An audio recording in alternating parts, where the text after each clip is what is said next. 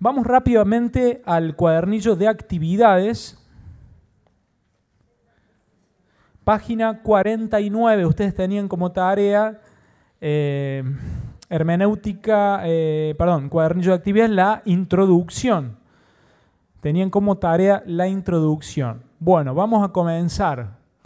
Me dijeron que estudiaron, que hicieron la tarea. Vamos a preguntar, ¿qué significa la palabra hermenéutica? Interpretar, perfecto. ¿De qué palabra griega viene? Hermeneuo, perfecto. ¿Por qué? Pregunta 2. ¿Por qué necesitamos la hermenéutica?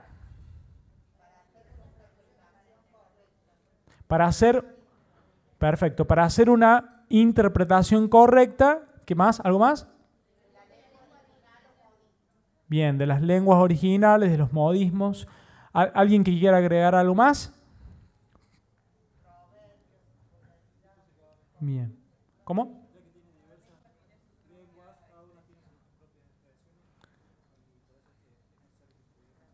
Perfecto.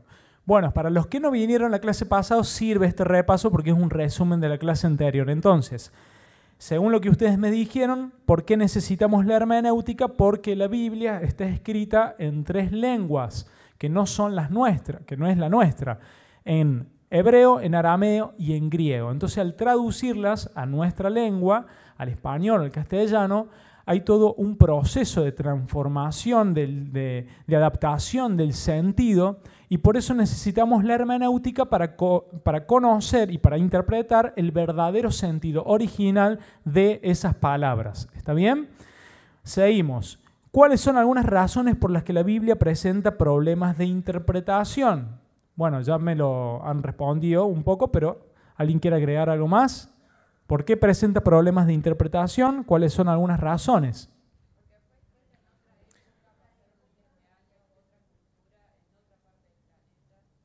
Perfecto. ¿Escucharon?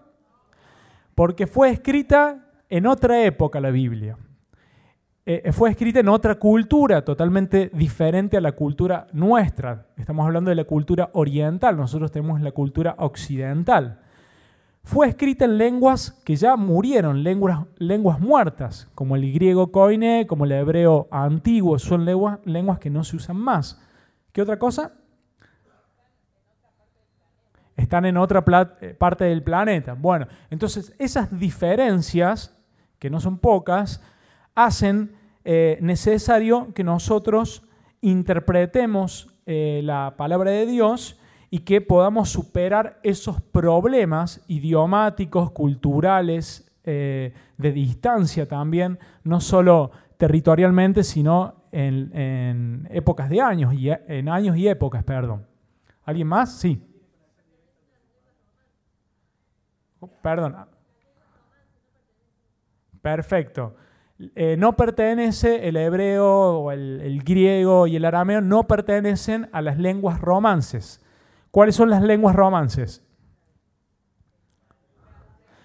El español, el francés, italiano, portugués. Bueno, esas son lenguas romances que comparten ciertas similitudes. Veíamos en la clase anterior la palabra hola, cómo se decía en italiano, buongiorno, cómo se decía en portugués, bon dia, cómo se decía en francés, bonjour. Entonces todas son muy parecidas a la pronunciación, fíjense, porque entre las lenguas romances hay una relación.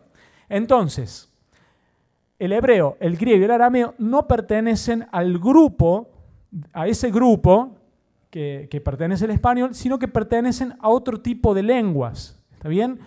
Otro tipo de lenguas que ni siquiera tienen relación directa con nuestro idioma, por lo cual se nos hace difícil muchas veces ir al hebreo o ir al griego y leer una palabra en hebreo o en griego porque no entendemos nada. Por ejemplo, las palabras en hebreo no tienen vocales, son consonantes y nosotros sí usamos vocales. Entonces hay todo un problema ahí que tenemos que vencer y por eso estamos estudiando hermenéutica. Vamos, muy bien lo que dijeron. La 4, explique por qué son falsos los 3 métodos de interpretación que figuran al principio. Dijimos que había varios métodos de interpretación. ¿Cuál era el primero? ¿Cómo? Racionalista. ¿Por qué racionalista no es un método de interpretación correcto? Bien, se sujeta todo a la razón, al razonamiento humano. Entonces, cuando necesitamos interpretar nosotros como hermeneutas, como intérpretes de la palabra de Dios, cuando necesitamos interpretar un milagro, no lo vamos a interpretar en su carácter sobrenatural, sino que lo vamos a interpretar como un milagro que nunca sucedió, que fue una invención del escritor, y le vamos a quitar a la Biblia su carácter milagroso. Entonces, ese es el método racionalista, que intenta interpretar todos los hechos sobrenaturales en la Biblia como hechos racionales, como hechos que nunca ocurrieron y que son simples, quizás fábulas o alegorías. ¿Cuál es el segundo método incorrecto? Alegórico místico, que también hace una mala interpretación de la Biblia porque ve algunos hechos que no son sobrenaturales, pero algunos hechos los juzga como que son alegóricos. Por ejemplo, ¿de qué habíamos hablado en la clase anterior? No, el de Jesús que camina sobre las aguas era el racionalista. El libro de Daniel decía que el método alegórico dice que Daniel nunca estuvo en el foso con leones, sino que los leones representaban o eran una alegoría de las tentaciones y debilidades propias de Daniel. Entonces él, al enfrentarse a esos leones, tenía que enfrentarse a sus propias debilidades y tentaciones. Entonces eso hace el método alegórico místico. ¿Cuál es el tercer método incorrecto? Dogmático. ¿Se acuerdan quién utiliza ese método? Los católicos, algunos judíos utilizan ese método que se basa ¿en qué? En los dogmas. ¿Quiénes son los que establecen los dogmas? Ciertos líderes que pertenecen a esos movimientos. Entonces, por ejemplo, el Papa va a decir que hay que adorar a María. Entonces, todos los católicos, ¿qué hacen? Adoran a María. Pero, a ver, hacen una mala interpretación de la palabra de Dios porque nosotros no encontramos en ninguna parte de la Biblia que hay que adorar a María. Pero un líder religioso, como el Papa, hace un dogma, una enseñanza, y todos tienen que obedecer ese dogma. Entonces, nadie puede interpretar la Biblia en base a la Biblia en sí, sino al dogma de ese líder, en este caso católico. Claro, beatifican, los santos y todo eso. Bueno, de eso hablamos también. ¿Y cuál es el método correcto y por qué? El método correcto es el gramático histórico. ¿Por qué? ¿Por qué separamos gramática e histórico? Histórico, ¿por qué? Porque este método, su lema es que todo lo que encontramos en la Biblia es verídico. Todo lo que es en la Biblia historia y historia sobrenatural, milagros, todo eso es verídico, digamos, no es una fábula, no es una alegoría, y en base a eso nosotros tenemos que interpretar. Entonces, es gramático porque este método también no solo va a interpretar en base a que todo el contenido sobrenatural, como decía recién, es verídico, es fiable, sino que también se va a basar en la gramática. Y la gramática en sí, el análisis de palabras, el contexto, los modismos hebraicos, por ejemplo, no sé si dije contexto, bueno, también contexto, en las diferentes reglas que va a utilizar que son de carácter gramático. Es decir, se va a basar en un estudio de la lengua, en un estudio puntual de los signos lingüísticos, de la etimología de las palabras, etc. Y eso vamos a ver nosotros en este curso. Y eso vamos a comenzar a ver el día de hoy. Así que yo les voy a pedir un aplauso para ustedes que han resolvido muy bien estas preguntas. Aplauda ahí a su compañero. Porque hay muchos que no dijeron nada, pero lo habían hecho, ¿verdad? Quiero creer que es verdad. Bueno, es muy importante ir llevando esta materia porque es bastante complicada, entonces para la clase que viene van a tener tarea y vamos a repasarla.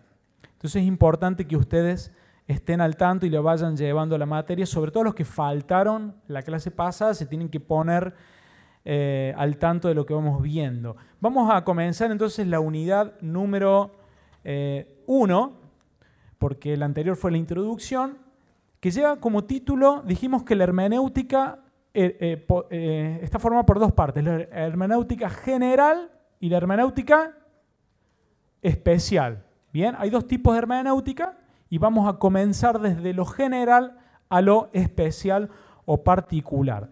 Bueno, en este caso vamos a introducirnos en la primera herramienta, y ahora comenzamos con el PowerPoint, a presentar aquí en la pantalla el contenido. La primera herramienta es las palabras individuales. ¿Bien? No, el anterior. Ahí está, el significado de las palabras individuales. ¿Se acuerdan que dijimos que la hermenéutica era como una caja de herramientas? ¿Se acuerdan que trajimos las herramientas aquí, empezamos a sacar el martillo y les expliqué la historia de mi perro? ¿Se acuerdan? Los que no vinieron me están mirando como... Bueno, que mi perro me comía las paredes y bueno, yo tuve que escoger ciertas herramientas para arreglar la pared. Bueno, en hermenéutica vamos a dividir los diferentes usos de la hermenéutica, reglas, a través de herramientas. Entonces, la primera herramienta que vamos a utilizar, que vamos a aprender para saber interpretar bien la Biblia, es el significado de las palabras. Básicamente voy a hacer una introducción. Desde el fines del siglo XIX, con Ferdinand de Saussure, él estableció que el signo lingüístico, que la palabra está formada por un significado y un significante. No se pierdan esto, lo hago como una introducción. La próxima placa, ahí lo vamos a ver. El significado es lo que significa en sí, o sea, el concepto de esa palabra. Por ejemplo, ahí tenemos el significado arriba y ¿qué es lo que ven? Un semáforo. Entonces, ¿cuál es el significado de eso? El semáforo es un objeto que generalmente lo encontramos en la calle que sirve para señalizarnos el tránsito. ¿Está bien? Ese es el significado de la palabra semáforo.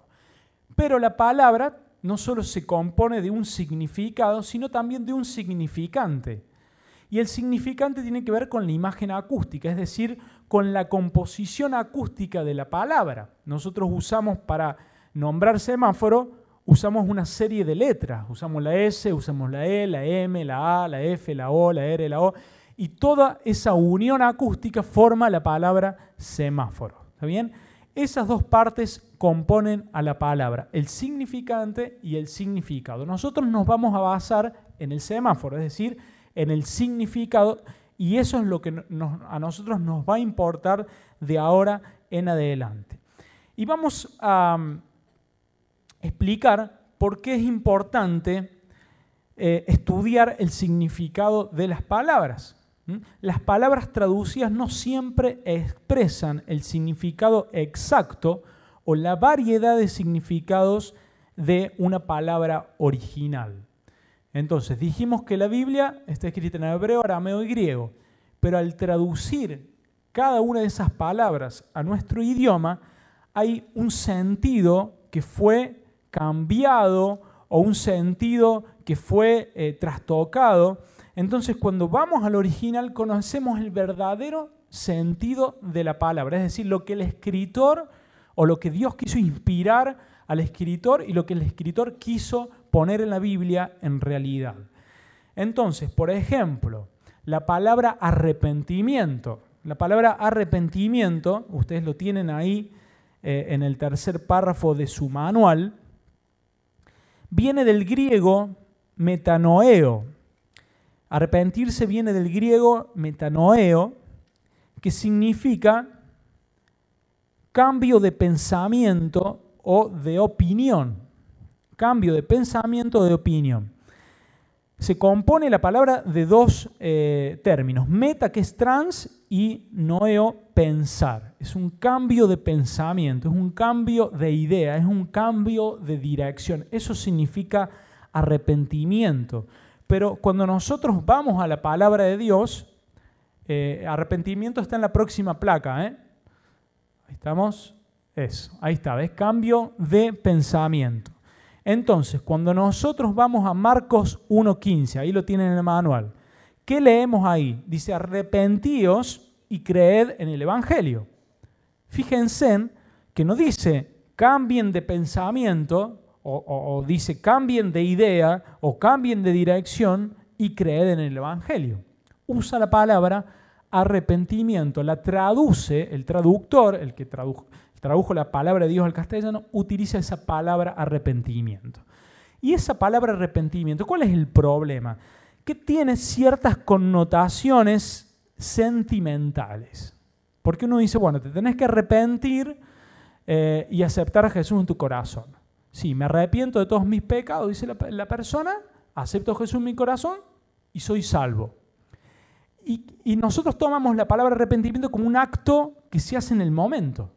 Pero aquí vemos que arrepentimiento significa un cambio de dirección, es ir hacia un lugar y volver de ese lugar. Es una idea o un proceso el arrepentimiento y no un acto repentino. ¿Está bien? Entonces, fíjense cómo lo traduce la versión popular. Dice, vuélvanse a Dios y acepten en fe sus buenas noticias. Fíjense cómo traduce la palabra arrepentimiento la versión popular. Ahí lo tienen ustedes en sus manuales. Vuélvanse a Dios y acepten con fe sus buenas noticias. Entonces, ¿por qué la Reina Valera dice arrepentimiento y por qué la versión popular dice vuélvanse a Dios?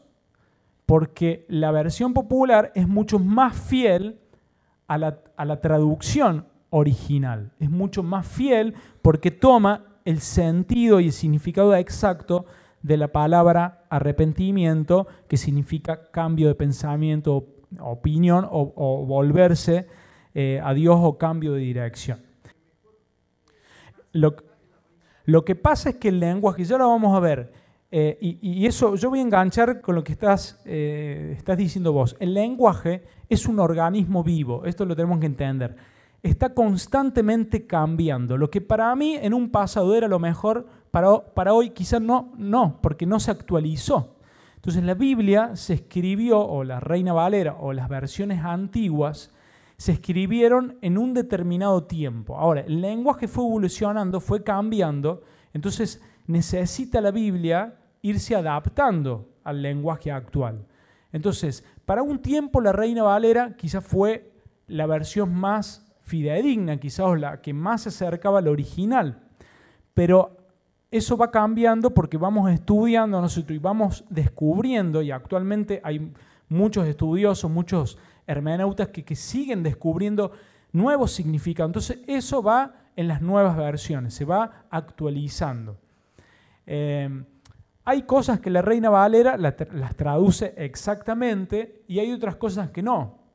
Y la NBI hay cosas que las traduce exactamente y otras que no. Entonces, ¿cuál es la versión por excelencia? Y no sé si hay una versión por excelencia. Cada Biblia tiene sus detalles, digamos, y bueno, hay que contemplarlo. Entonces uno, como hermeneuta, debe aprender a analizar varias versiones de Biblia y no quedarse con una. Entonces uno en su biblioteca virtual o física tiene que tener la NBI, el lenguaje actual, tiene que tener la nueva traducción viviente, tiene que tener la Reina Valera 1960, la antigua, ir comparando, ir buscando, yendo al original, a ver cuál se acerca más. Pero eso también depende de cada uno, de cada pastor, de cada maestro. Hay unos que eligen ciertas versiones y otros que no, que las desechan, pero en sí nosotros tenemos que entender que el lenguaje es un organismo vivo, que va cambiando, que se va transformando y que uno, como intérprete, tiene que ir resignificando ciertas palabras, buscando un nuevo sentido, un nuevo significado para lo actual. Sí. Algunas versiones son más parafraseadas, como el lenguaje sencillo o la traducción en lengua actual, son más parafraseadas, más devocional, por decirlo así. Pero hay otras versiones que se van actualizando y por la gran cantidad de estudios también y de muchos material que se han encontrado, por ejemplo, los rollos del Mar Muerto o otros tipos de descubrimientos porque hay que entender las lenguas esas que están muertas, ¿no? Entonces, muchos descubrimientos arqueológicos han ayudado a que estas últimas versiones sean mucho mejores que las antiguas. ¿Por qué? Porque tienen más recursos para poder ir al original. Entonces, hay algunas versiones que tenemos que tener cuidado porque son de más tipo devocionales y más parafraseadas. Es decir, que no buscan tanto ir al sentido, sino que rescatan la idea. Pero hay otras que sí, que buscan el sentido. Ahora, el lenguaje va evolucionando, les decía. Una palabra puede cambiar su significado en el tiempo. Acá tenemos la evolución de las palabras. Ahí van evolucionando. Bueno, fíjense, ustedes tienen en la página 11, dictador. Dictador proviene del latín dictatura, que significa sentarse al frente. Y acá dice que después de Hitler, la RAE, la Real Academia Española, define a un dictador como persona que abusa de su autoridad o trata con dureza a los demás. Es decir que los hechos históricos van transformando a la palabra también. Y le van resignificando, le van dando un nuevo significado. Hoy uno dice dictador y ¿a quién se le viene a la mente? Alguien que abusa de su poder. Pero en un principio, dictador era simplemente un magistrado supremo y temporal, en este caso de los romanos, que se renombraba y se le otorgaban poderes extraordinarios. Pero no era un asesino, un déspota, era un magistrado. Pero hoy decimos dictador y nos viene a la cabeza muchas historias, incluso de nuestro país también, ¿no? Mucha historia amarga, triste, que tuvimos que pasar. Pero fíjense cómo la palabra va cambiando su significado. Fíjense la palabra villano. ¿Quién era un villano? Uno que vivía en el campo, un campesino que vivía lejos de la ciudad. Ese era el villano. Pero hoy el villano es el malo de la película, ¿verdad? Cuando decimos quién es el bueno y el villano. Bueno, el villano es el malo de la película. Y fíjense cómo lo define la Real Academia Española. Dice, el villano es el ruin, indigno e indecoroso. No es el que vive en el campo, el villano. Hoy tenemos, por ejemplo, Villa Carlos Paz. ¿Cuántos son de Villa Carlos Paz? ¿Nadie es de Carlos Paz? No hay ningún villano, entonces. Bueno, menos mal. Bueno, entonces, ven cómo las palabras van cambiando. Sin ir de villa, acá tenemos un villano. Bueno, las palabras van cambiando. La palabra bárbaro. Está bárbaro. Hoy fue un día bárbaro porque hizo como 25 grados de temperatura. Ahora, bárbaro era una palabra despectiva que utilizaban los romanos para burlarse de los germanos que venían desde el norte hacia el sur, conquistando, y ellos dicen que su lenguaje era un balbuceo. Entonces los llamaban, era como va, hablaban así. Entonces le dijeron estos son unos bárbaros y lo decían en forma despectiva. O sea que un bárbaro era alguien que no sabía hablar. Y hoy no utilizamos con ese significado la palabra bárbaro. Decimos, qué bárbaro que sos, qué bárbaro. Como diciendo que alguien es excelente. Bueno, entonces ven cómo las palabras van de a poquito, van cobrando un nuevo sentido y van evolucionando y se van convirtiendo en otras palabras, en otras cosas. Entonces, como intérpretes, nosotros tenemos que estar atentos a eso, porque la Reina Valera, por ejemplo, o la Reina Valera antigua, la 1960, o traducciones antiguas que no se han actualizado, tienen palabras que en esa época significaban algo, pero que en nuestra época han cambiado su significado o incluso usan frases que ya no se utilizan más, que las utilizan nuestros abuelos. Por ejemplo, no tienes arte ni parte. ¿Cuántos escucharon que alguien oraba y le decía, diablo, no tenés arte ni parte? ¿Cuántos escucharon eso? Yo cuando chiquito decía, claro, el diablo no sabe tocar la guitarra, no canta, no tiene arte. No tiene arte ni parte. Entonces yo pensaba que arte pasaba por no saber cantar. Y digo, ¿cómo el diablo no sabe cantar? No tiene arte. No sabe pintar, nada. Bueno, arte ni parte. ¿Cuántos oraron y dijeron arte ni parte? Sean sinceros, por favor. ¿Y cuántos sabían lo que significaba? Yo no sabía. Bueno, yo le bajo la mano. A ver. Claro, son fórmulas. Como que el diablo no se va a ir si no repito esa fórmula. Si yo no digo arte ni parte, el diablo no se va. Es como que está esperando que uno diga esa fórmula para que se vaya. Entonces, como dice el hermano acá, no lo digo yo, lo dice el hermano. Hablen con él después. Hechos 8, 18 al 21. Fíjense en la NBI, una versión medianamente nueva, utiliza esto. Dice, al ver Simón, lo tiene ahí en el manual ustedes, al ver Simón el mago, que mediante la imposición de las manos de los apóstoles se daba al Espíritu Santo, les ofreció dinero y les pidió, denme también a mí ese poder, para que todos a quienes yo les imponga las manos reciban al Espíritu Santo. Que tu dinero perezca contigo, le contestó Pedro, porque intentaste comprar el don de Dios con dinero. No tienes arte ni parte en este asunto, porque no eres íntegro delante de Dios. Ahora, ¿Pedro dijo eso? No, eso es un modismo, una frase que se utilizaba antes. No tengo el siglo acá, pero arte ni parte es una expresión que se utilizaba cuando un asunto le era totalmente ajeno a alguien y cuando no se le permitía intervenir.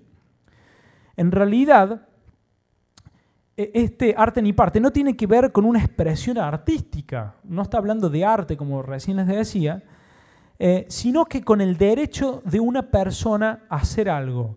En otras palabras, Pedro le está diciendo, no tenés derecho en este asunto, no tenés parte, no tenés derecho en este asunto. Eso es el arte, no tenés derecho. Fíjense cómo la traduce la Dios habla hoy o la versión popular. Tú no tienes ningún derecho para recibirlo, porque de Dios tu corazón no es recto. Hasta ahora va ganando la versión popular como 2-0, 3-0 más o menos. Bueno, fíjense cómo lo traduce. Entonces, a veces uno lee la Biblia y dice, no tienes arte ni parte, y no entiende, pero lo usa como una fórmula, o como decía el hermano, lo escuchamos a algún líder, a algún pastor que lo dijo, nosotros lo repetimos sin saber qué estamos diciendo. Entonces, cuando el hermeneuta no le tiene que pasar por alto estas cosas. Se tienen que detener a pensar, se tiene que poner a estudiar, ir al original, a ver qué quiere decir no tienes arte ni parte, ¿no? En otras palabras, significa no tienes ningún derecho a recibirlo, es lo que le estaba diciendo Pedro a Simón el mago. Entonces ahí vemos cómo nuestra tarea es clave a la hora de interpretar el significado, el sentido de cada palabra. Vamos a otro ejemplo. Romanos 6:23. La paga del pecado es muerte. La paga del pecado es muerte. Lo tiene ahí en la página 12. Vamos a ver la placa siguiente que nos va a explicar este versículo. La paga del pecado es muerte. Ahora, la palabra traducida paga es opsonia y se usaba del salario pagado a los soldados, de las raciones que recibían en lugar de dinero. Dice que comúnmente esta paga era de cantidad y calidad miserables. Ahí lo tiene Lucas 3:14. Debemos entender que esta idea va incluida como parte de su significado. Sería justo entonces traducir la oración de la siguiente forma. El miserable salario del pecado es muerte. ¿Ven cómo cambia el sentido?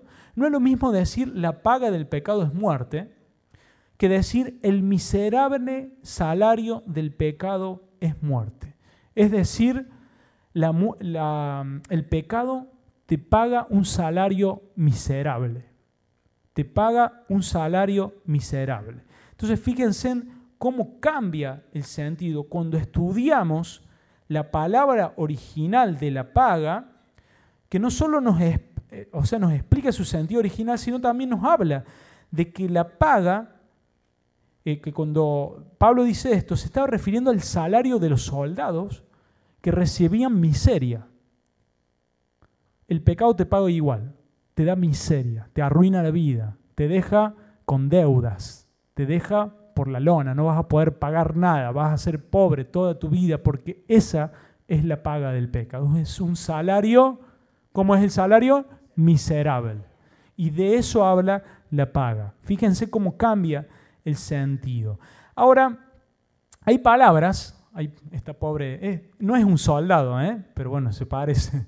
Pero ahí está, le han dado 3 monedas, nada, pobrecito. Bueno, ahora, hay algo que debemos entender, que es el uso local o el usus loquendi en latín, donde cada palabra puede tener un significado diferente de acuerdo a su contexto. De acuerdo a su contexto en la palabra de Dios. Por ejemplo, las palabras ley, mundo, evangelio, espíritu, muerte, justicia, no siempre tienen el mismo significado en la Biblia. Y esto es obvio, Porque, por ejemplo, cuando hablamos de la palabra carne, que es del griego sarx, encontramos por lo menos 4 significados diferentes de la palabra carne. ¿Cuál es el primer significado, sin mirar el manual, que se nos viene a la mente cuando yo digo carne? Acá los argentinos tenemos que saberlo. Comida, asado. ¿Qué más? Bueno, costeleta, me dicen algunos acá. Bueno, el primer significado que nos viene de la palabra carne es eso, es comida. Pero en la Biblia utilizan esta palabra para referirse a otro tipo de significado. Por ejemplo, como dice el punto A, hace referencia a la naturaleza humana, a lo mortal. Y fíjense lo que dice Mateo 16:17, dice, no te lo reveló carne ni sangre, es decir, no te lo reveló un ser humano, es decir, alguien que está compuesto de carne y sangre. Fíjense, nuestra composición viene a ser como biológica, digamos. No te lo reveló no te lo reveló un humano, sino alguien divino que es mi Padre Celestial. Fíjese, ahí tiene otro significado, ya vamos 2. El tercero, el elemento más débil de la naturaleza humana sujeto a la imperfección. Mateo 26:41 dice, velad y orad para que no entréis en tentación. El espíritu, la verdad, está dispuesta, pero la carne, o sea, nuestra naturaleza humana, es débil. Ahí no está hablando de la carne en el sentido biológico, sino de la carne en el sentido de naturaleza, de nuestra naturaleza interna. Es decir, hay algo que a nosotros nos tira más ir a ver el partido de fútbol, el mundial, que orar, por ejemplo. ¿Cuántos hombres dicen, no es así? No es así. Pero hay algo en nosotros, una naturaleza que es la carne, que nos lleva a buscar las cosas del mundo que a buscar las cosas de Dios. Esa naturaleza es algo que está dentro de nuestro. Entonces ahí tenemos un tercer significado de la palabra carne. Y el otro significado, estado sin regenerar de los hombres, recipiente del pecado. Romanos 7:5. Porque mientras estábamos en la carne, o sea, en nuestro estado pasó de pecado, las pasiones pecaminosas que eran por la ley obraban en nuestros miembros llevando fruto para muerte. O sea, cuando nosotros le decimos a un hermano, qué carnal que sos, ¿qué le estamos diciendo? No que es gordito, que es carnoso, ¿no? Sino que le da más de comer al pecado que a otra cosa. Entonces, ahí estamos hablando de eso, del estado sin regenerar de los hombres. ¿Está bien? Antes andamos en la carne, ahora andamos en el espíritu. Perfecto. Entonces, fíjese que de acuerdo al uso local que se le da en la palabra de Dios, una misma palabra puede tener diferentes significados. ¿Está bien? Tengamos en cuenta eso, por favor. Ahora, acompáñenme al cuadernillo de actividades, página 51, las palabras individuales. Y el punto 1 dice analizar los siguientes textos y determinar el significado de la palabra ley en cada uno. Bien, entonces tienen Esther 1:8, Salmos 19, 7 al 8, Mateo 5:18, 7:12, Romanos 2:12, 7:2, 7:23. Bueno, tienen varias citas en las cuales podemos analizar el uso local de las palabras. Es decir, en cada texto la palabra ley va a tener un sentido totalmente diferente. No va a ser en todos los textos igual su sentido y su significado. En algunos puede significar una cosa y en otros otra muy diferente. Entonces, por ejemplo, vamos a leer Esther 1.8, si lo podemos poner en las pantallas. Esther 1.8, yo voy a hacer el primero y el segundo y ustedes lo hacen lo demás.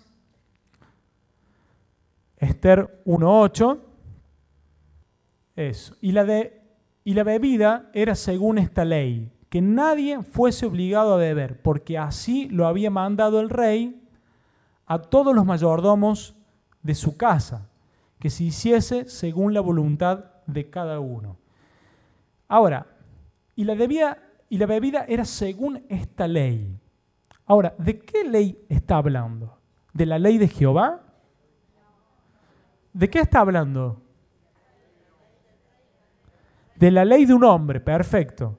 ¿Quién era ese hombre? Si estamos en Esther, podemos deducir que era el rey. ¿Quién era el rey? Asuero, ¿está bien?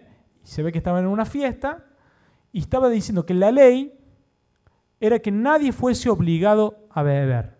Entonces, un precepto, en ese caso, ustedes tienen que poner al lado, un precepto ordenado por un rey. Esa es la ley, un precepto ordenado por un rey. Pero vamos ahora a Salmos 19, 7 al 8. Salmos 19, 7 al 8. Dice, la ley de Jehová es perfecta, que convierte el alma, el testimonio de Jehová es fiel, que hace sabio al sencillo. Y el 8 dice, los mandamientos de Jehová son rectos, que alegran el corazón, el precepto de Jehová es puro, que alumbra los ojos. ¿De qué ley está hablando ahí? La ley de Jehová. ¿Y cuál es la ley de Jehová? La palabra de Dios, los primeros 5 libros de la Biblia. Esa es la ley de Jehová. Está bien si ponen la palabra de Dios, ¿está bien? Pero se está refiriendo a eso, a la palabra de Dios, a los primeros 5 libros de la ley, conocidos nosotros como el Pentateuco. Fíjense que aparece la palabra ley, pero no es la ley de un hombre como la del rey Asuero, sino que se refiere a la ley de Jehová. Entonces ustedes tienen que ir versículo por versículo, lo van a hacer en sus casas, van a buscar en sus Biblias, versículo por versículo, y van a poner al lado cuál es el verdadero significado de la palabra ley. ¿A qué se está refiriendo con la palabra ley? Ahora, ¿qué pueden usar? No solo la Biblia, sino que pueden ir a un diccionario bíblico y pueden consultar ahí, buscar la palabra ley y ver los diferentes significados que aparecen en la Biblia con respecto a esto. Y yo les traje un ejemplo de cómo buscar en el diccionario. Le traí un diccionario que es el diccionario Nelson, el diccionario bíblico Nelson, donde vamos a buscar la palabra ley y vamos a ver los diferentes significados. Ahora, con el equipo de trabajo del instituto hemos creado un blog, no sé si podemos poner la dirección primero del blog para que la gente pueda, ahí está, anoten esa dirección por favor, esa, biblioteca virtual, ustedes ahí tienen diccionarios bíblicos, comentarios bíblicos, tienen diccionarios expositivos del griego, del hebreo. Tienen que entrar a ese enlace, hermenéuticavirtual.blogspot.com. Los que no lo ven de atrás, vengan para adelante. Enlace hermenéuticavirtual.blogspot.com. Entonces ustedes ponen en Google, ¿está bien? Lo googlean o lo ponen ahí en internet, su computadora, su celular, su tablet, lo que usted tenga. Ponen esa dirección y los va a llevar al blog que nosotros creamos. Dentro del blog hay una dirección. Ponemos de nuevo la dirección. hermenéuticavirtual.blogspot.com.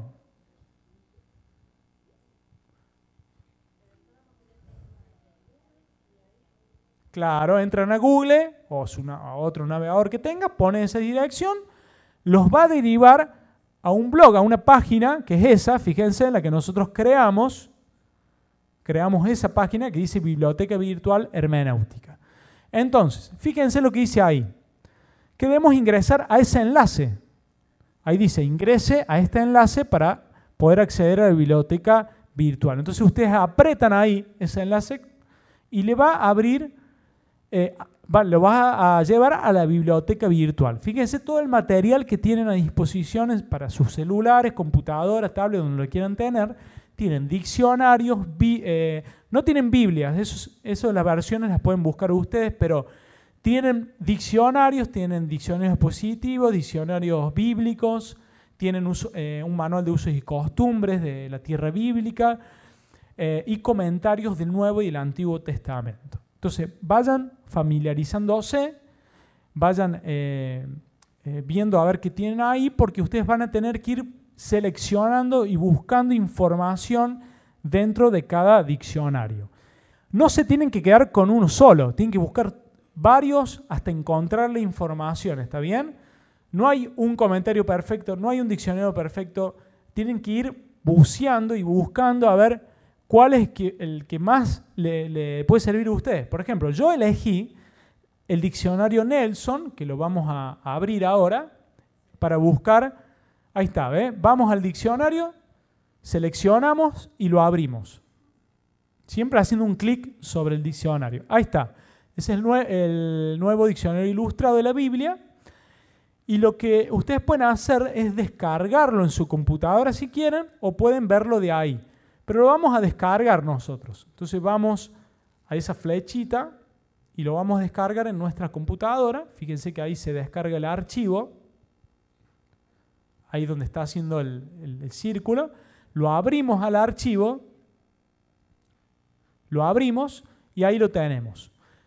Tienen que tener el Adobe Acrobat, que es el lector de PDF para poder leerlo. Todo celular lo tiene, toda computadora lo tiene, no se preocupen. Entonces, vamos a buscar en ese significado, en ese diccionario tenemos todo el significado, todas las palabras en la Biblia. Vamos a buscar la palabra que a nosotros nos compete, que es la palabra ley. ¿Está bien? Entonces, vamos a buscar la palabra ley. La pueden buscar a través de la lupa o si no ir directamente a la palabra que vamos a hacer nosotros, que sabemos que está en la página 820. Vamos a la página 820, son libros que tienen 1000 y 1000 páginas. Y ahí tenemos la palabra ley. Sé que no lo ven porque está un poco lejos.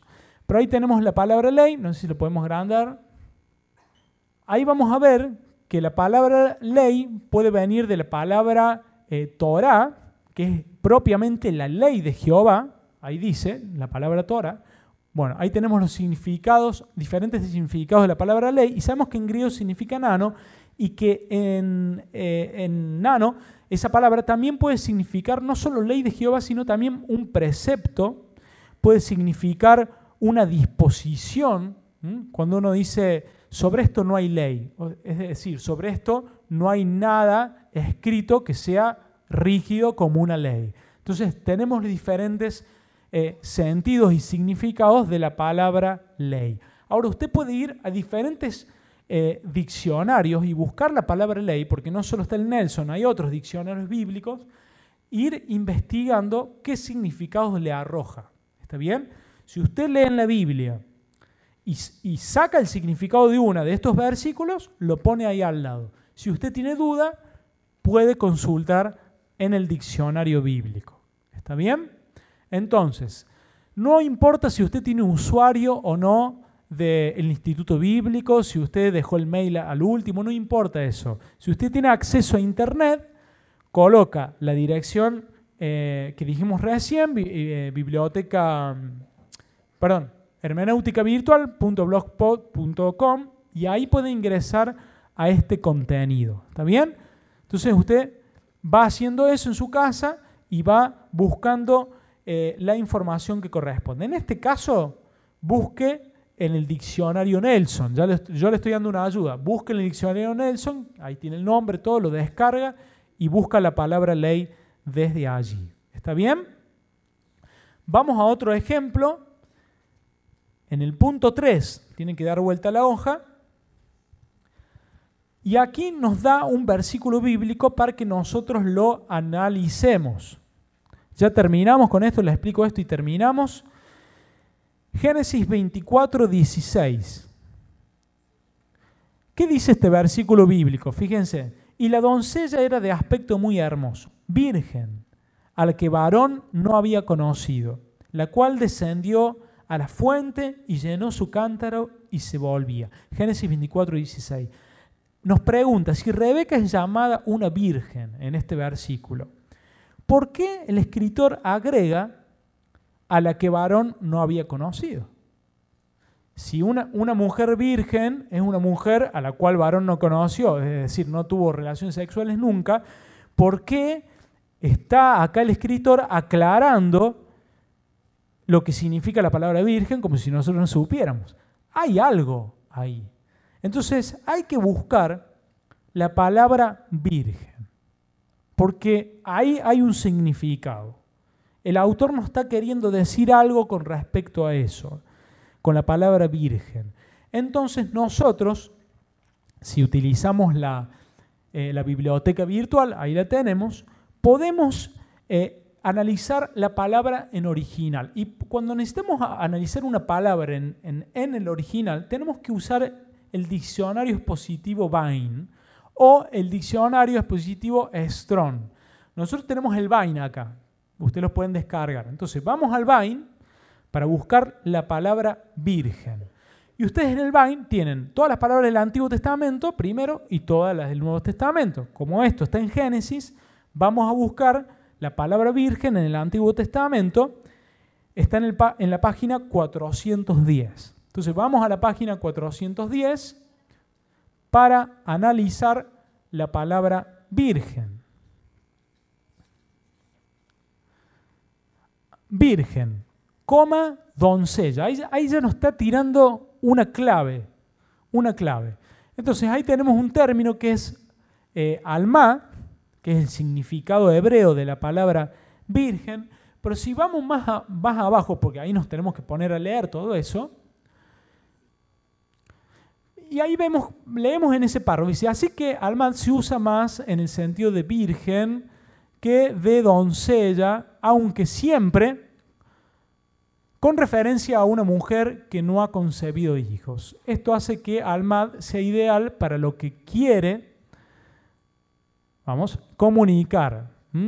Pero más adelante tenemos que dice, fíjense, en varios pasajes del vocablo solo significa una joven o doncella. Identifica su edad y que es soltera.